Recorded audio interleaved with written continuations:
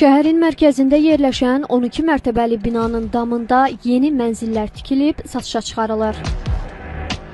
Bu iddia ilə Aşıq Molla Cümə küçəsi giriş 3, M12, M2 ünvanında yerləşən Monolit MTK-ya məxsus yaşayış binasının sakinlərindən biri Xəzər xəbərə müraciət edib. Şikayətçinin vəkili iddiasında bildirib ki, Monolit MTK ərazidə yerləşən 4 binanın sakinlərə məxsus olan çardaq və texniki sahəsini qanunsuz olaraq maklerlərdən birinə yeni mənzil inşası üçün satıb. Monolit MTK tərəfindən tikintisi həyata keçirilmiş çox mənzilli yaşayış binasında hüquqlarını müdafiə etdiyim şəxsə məxsus şəxsin evinin üzərində, mansard hissəsində layihədən kənar yaşayış evləri tikilir və bu digər şəxslərə satılır.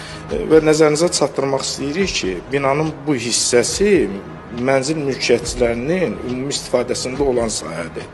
Bunun MTK-ya aidiyyatı yoxdur. Şikayətçi onu da iddia edir ki, qeyri-yaşayış sahəsində tikilən mənzillər üçün yaxınlıqda yerləşən binalardan qanunsuz qaz xətti çəkilib, eləcə də su, kanalizasiya, elektrik xətləri də aşağı mərtəbələrdə yaşayan qonşuların xəttinə birləşdirilib. Şikayətçinin sözlərinə görə 4 binada aparılan qanunsuz tikinti işləri barədə aidiyyatı qurumlara müraciət edildikdən sonra 3 binada tikinti dayandırılıb. Bir binada isə tikinti işləri hələ də davam etdirilir. 4-dən yuxarı binada aparılır bu tikinti işləri. Hər binada da təxminən 6 mənzil tikilir, satılır.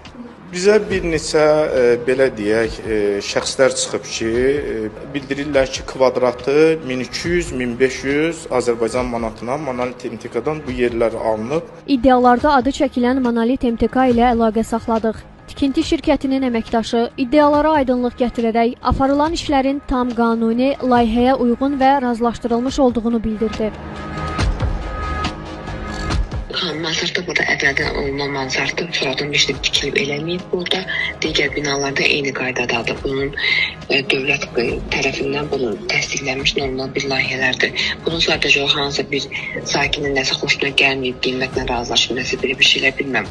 Layihənin qanuniliyini sizə əks etdirən hər hansı bir çıxarış varmı? Biz bu xəbərləri niyə təqdim etməliyik ki? Şirkət mansard hissədə heç bir əlavə tikintinin aparılmadığını bildirsə də, 12-ci mərtəbəyə qalxdığımız zaman tikinti işlərinin həyata keçirildiyinin şahidi olduq.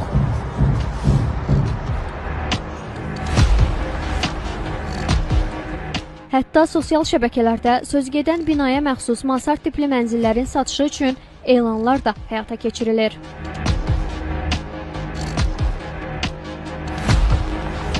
Mansardın sahibi olduğunu iddia edən şəxslə də əlaqə saxladıq. İlkin Rəhimov Xəzər xəbərə bildirdi ki, aparılan tikinti işləri rəsmi qurumlarla razılaşdırılıb. Mənzillərə artıq bütün kommunal sayğaclar da qoyulub.